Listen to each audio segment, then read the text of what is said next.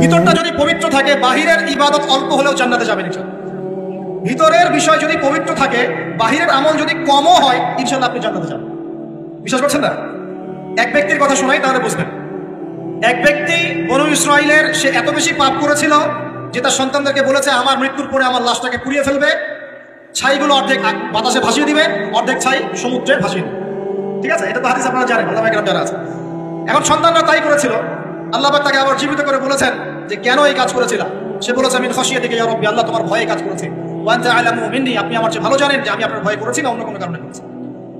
আল্লাহ পাকের ভয়ে সে এমন একটা কাজ করেছে যে কাজটা কিন্তু মনে হচ্ছে কুফরি, কারণ সে মনে করছে আল্লাহ তাকে আবার পুনরুত্থিত করতে পারবে না। তাই সন্তানকে বলছে আমাকে পুড়িয়ে ছাইটাই ভাসিয়ে দিস। আল্লাহ পাক বলছেন কেন করেছো? সে বলছে তোমার ভয়, আল্লাহ তোমার ভয় করেছে। আল্লাহ পাক তাকে বললেন তুমি যদি আমার ভয়ে করে থাকো, আর হ্যাঁ তুমি আমার ভয়ে করেছিলে, আজকে আমি তোমাকে মাফ করে দিলাম। যাও। সেই ব্যক্তি বলেছিল আমার চেয়ে বড় পাপ কেউ করে নাই, আল্লাহ যদি আমাকে ধরতে পারে তাহলে খবর আছে। তার মানে তার ধারণা আল্লাহ তাকে ধরতে পারবে না, এটা কিন্তু কুফরি আকীদা। তারপরে আল্লাহ পাক তাকে কিন্তু মাফ করলেন। কেন? সে বলছে আল্লাহ আমি শুধু আপনার ভয়েই কাজটা করেছি, আর আপনি খুব ভালোই জানেন আমি আপনার ভয় করেছি। এই যে ভিতরের পরিশুদ্ধতার কারণে আল্লাহ বাইরের গুনাহটা মাফ করে দিলেন। আমার কথা বলে বুঝতে পারছেন? মানে ভিতর যদি পরিষ্কার হয়, পরিচ্ছন্ন হয় এবং আকীদা ঠিক থাকে, তাজকিয়া ঠিক থাকে, আমল অল্প হলেও ইনশাআল্লাহ জান্নাতে যাবো। খুশি হন নাই? একবার বলেন সুবহানাল্লাহ। এবার আসেন কিভাবে এটা অর্জন করতে পারি। এক নাম্বার, তাজকিয়া বা আত্মশুদ্ধি অর্জনের প্রথম কাজ হচ্ছে, সর্বপ্রথম কাজ সেটা হলো নিজেকে নিয়ে ফিকির করবেন, অন্যের ফিকির বাদ দিবেন। কি বললাম ভাই? নিজেকে নিয়ে ফিকির করবেন, অন্যের ফিকির আপাতত বাদ দিবেন। আজকে থেকে আগে ফিকির হবে কাকে নিয়ে? নিজেকে নিয়ে। আমি দলিল দিচ্ছি, এমনি কথা বলছি। আল্লাহ পাক বলছেন সূরা মাইদা আয়াত নাম্বার 105, সূরা মাইদা আয়াত নাম্বার 105, আল্লাহ পাক বলছেন ইয়া আইয়ুহাল্লাযীনা আমানু, হে মুমিনগণ, আলাইকুম আনফুসাকুম লা ইয়াদুররু মান দাল্লা ইন ইহতাদাইতুম ইলাল্লাহি মারজিউকুম জামিআন ফায়ুনাব্বিউকুম বিমা কুনতুম তা'মালুন। আল্লাহ পাক বলছেন হে মুমিনগণ, হে তোমরা যারা ঈমান এনেছো, আলাইকুম আনফুসাকুম, আগে তোমরা নিজেরা নিজেদের নফসের খবর নাও। কি বলছেন আল্লাহ পাক? নিজেরা নিজেদের নফসের খবর নাও। লা ইয়াদুররু মান দাল্লা ইন ইহতাদাইতুম, কেউ যদি পথভ্রষ্ট হয়ে যায় এতে তোমার কোনো ক্ষতি নাই, আগে নিজের খবর নাও, নিজের নফসের। তাহলে প্রথম কাজ কি ভাই? আমার সাথে বলেন। এবার নিজের নফসের একটু খবর নেই ভাই, আমার সাথে বলেন দেখি কার কার বয়স এখানে 20 বছর ক্রস করেছে? হাত তোলেন, হাত নামান। এবার কার কার বয়স 30 বছর ক্রস করেছে? কার কার বয়স 40-50 ক্রস করেছে? আচ্ছা এবার হাত নামান। এবার আজকে বাসায় গিয়ে ঠান্ডা মাথায় আমার এই কথাটা শুনুন। জাতান ভাই ঢাকা থেকে 6 ঘন্টা জার্নি করে আসছিল, আইসা আমার এই কথাটা বইলা গেছে। কি বলছে? এই যে 30 বছর, 20 বছর, 40-50 বছর আপনার জীবন থেকে চলে গেছে, একটু চোখ বন্ধ করে আজকে বাসায় গিয়ে আপনি চিন্তা করবেন নিজের নফসের খবর কিভাবে নেবেন সেটা বলছে। চিন্তা করবেন যে এই 40 বছরে, 30 বছরে আপনি 30 দিন জামাতের সাথে নামাজ পড়েছেন কিনা। মনকার করলেন? আত্মশুদ্ধি এবং আত্মসমালোচনা এভাবেই করতে হয়। চিন্তা করবেন 30টা রোজা যে আমার জীবনে চলে গেল, আমি সব বছর প্রত্যেকটা রোজা রেখেছিলাম কি না। চিন্তা করবেন এই 30 বছরে আপনি বেশি না ভাই 30টা সূরা পড়েছেন কিনা, 30 দিন কোরআন নিয়ে বসেছেন কিনা, 30টা আয়াত আপনি মুখস্থ করেছেন কিনা। 30টা আয়াত, মাত্র 30টা আয়াত, যেমন আলহামদুলিল্লাহি রাব্বিল আলামিন, আর রহমানির রহিম, মালিকি ইয়াউমিদ্দিন, এভাবে 30টা আয়াত আপনি মুখস্থ করেছেন কিনা, মাত্র 30টা। চিন্তা করবেন ঠান্ডা মাথায় 30টা হাদিস নবীজির পড়েছিলেন কিনা, 30 দিন দান সৎকা করেছেন কিনা, মানুষকে সৎ কাজে আদেশ করেছেন কিনা, একটু আল্লাহর রাস্তায় সময় দিয়েছিলেন কিনা, মানুষকে অসৎ কাজে বাধা দিয়েছিলেন কিনা, দিন প্রচারের জন্য কিছু একটা করেছিলেন কিনা, একটা বই লিখেছিলেন কিনা, একটা লেকচার দিয়েছিলেন কিনা, মিম্বরে দাঁড়িয়ে একটা খুতবা দিয়েছিলেন কিনা, একটা হালাকায় বসে মানুষকে কিছু ভালো নসিহত করেছিলেন কিনা, মিসকিনকে খাইয়েছিলেন কিনা, এতিমখানায় 30টা টাকা দান করেছিলেন কিনা, মসজিদ মাদ্রাসায় দিনের খেদমতের জন্য কিছু করেছিলেন কিনা। এই ফিকিরটা ভাই করা যাবে কি বাসায় গিয়ে? আমি জানি হয়তোবা আল্লাহ না করুক, কিন্তু হয়তোবা বেশিরভাগ মানুষের উত্তর আসবে কি হ্যাঁ না না। এখন আমাকে বলেন সমাজ পরিবর্তন হবে কিভাবে? বলেন এই মানুষগুলোকে দিয়ে, এই অবস্থার এই মানুষগুলোকে দিয়ে? আপনার তাই মনে হয়? দেখেন ভাই একটা কথা আমি আপনাকে বলে যাই যে আমরা জীবন পেয়েছি একটা, কথা ভাই, এরপর কোনো চান্স আসবে না। কথা সত্য না মিত্র?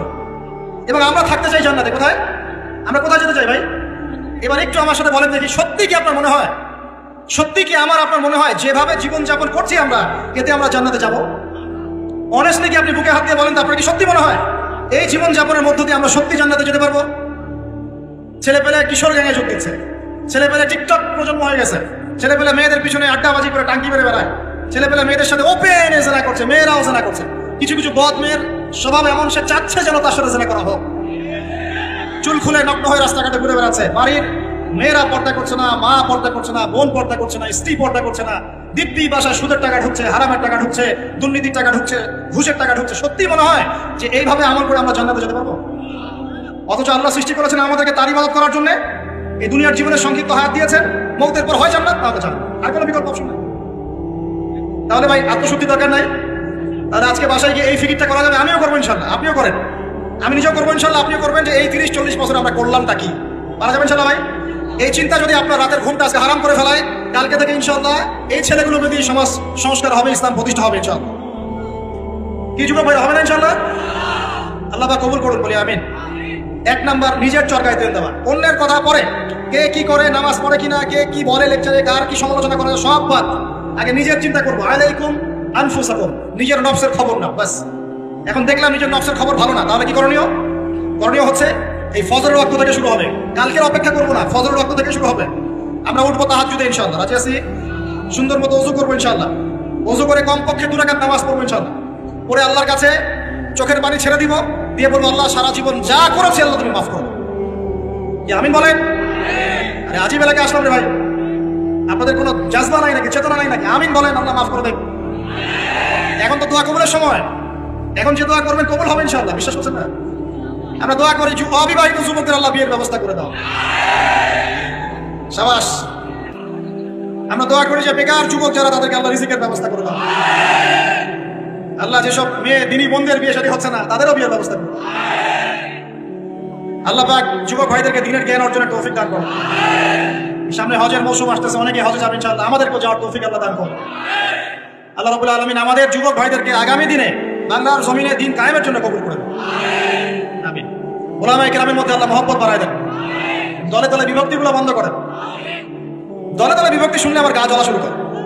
এই জন্য অনেকে আমাকে একটু রাগ করে না, বাসা এসে আমার সাথে দলীয় পরিচয় দিবেন না, আমি অমুক দল করি, আমি তমুক দল করি।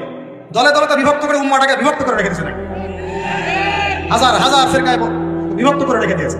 কারোর সাথে কারো ভালো সম্পর্ক নাই, কিন্তু মুখে কিন্তু বলে যে আমরা সবাই এক, কিন্তু আদতে সেটা নাই। মনের ভিতরে যে কি পরিমাণ হিংসা আর বিদ্বেষ, সেটা তো মাঠে যারা চলাফেরা করে তারাই বুঝতে।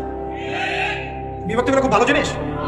হ্যাঁ, আপনি একটা মানে ফাউন্ডেশন করছেন বা অ্যাসোসিয়েশন করছেন বা পলিটিক্যাল একটা দল করেন, ইটস ওকে, এটা মানুষ করতে পারে। তাই বলে অন্যদের সাথে কি হিংসা বিদ্বেষ পোষণ করে বিভক্তি বাড়াতে হবে? সবার সাথে একটা হৃদ্যতাপূর্ণ সম্পর্ক রাখা যায় না? হ্যাঁ, আমিও মাশাআল্লাহ দিনের কাজ করছি, ওই ভয় করছে মাশাআল্লাহ, আলহামদুলিল্লাহ। তার দ্বারা কিছু খেদমত হচ্ছে, আমার দ্বারা হচ্ছে, তার দ্বারা হচ্ছে। ইনশাআল্লাহ একদিন যখন আল্লাহ পাকের পক্ষ থেকে মনোনীত কোনো নেতা আসবে, তখন সবাইকে ঐক্যবদ্ধ করবে ইনশাআল্লাহ। আল্লাহ পাক সেই নেতৃত্ব নিয়ে আসুন, বলি আমিন।